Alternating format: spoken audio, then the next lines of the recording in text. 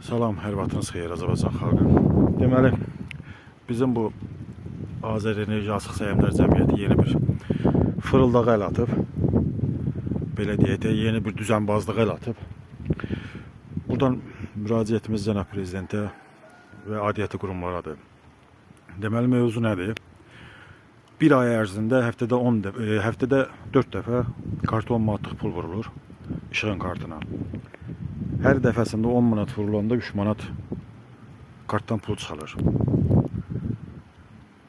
Bu büdcədən ayrılan milyonlar, Azərenerji Açıq Səhmdar Cəmiyyətinə ayrılan illik büdcədən milyonları basıb yeyirlər. Yeyilən pulları təzədən bərpa eləmək üçün belə bir variant yaratırlar. Millətin cebini soyurlar. Hər dəfəsində karta 10 manat pul yüklənir, həftədə bir dəfə 3 manat pul çıxılır. Kənd cəmiyyəti olaraq 4 dəfə, 5 dəfə Yevlax rayon İşıq İdarəsinə getmişik. Yevlax rayon İşıq İdarəsinin müdürü hər dəfəsində tədbirdədir. Yəni bizim qarşımıza çıxmayıb ki, bizim haqlı müraciətimizi cavablandıran. Hər dəfəsində İşıq İdarəsinin müdürü tədbirdə olub. Facebook səhifəsindən Azərenerji Açıq Səhmdar Cəmiyyətinə müraciət eləmişik.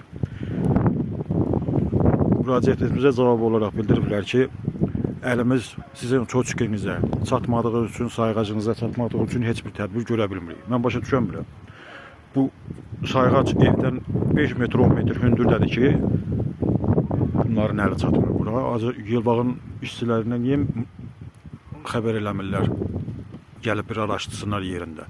Bu soyuqlu havada, bu qarlı havada, bu qışın oğlan çağında bu pulun tapılmayan vaxtı hər dəfə bizim cibimizdən 3 manat doğrayırlar. Hər dəfəsində. Xahiş edirəm, aidiyyəti qurumlardan araşdırılsın, görülsün ki, bu kartdan uğurlanan pullar hara gedir? Kimin cibinə gedir?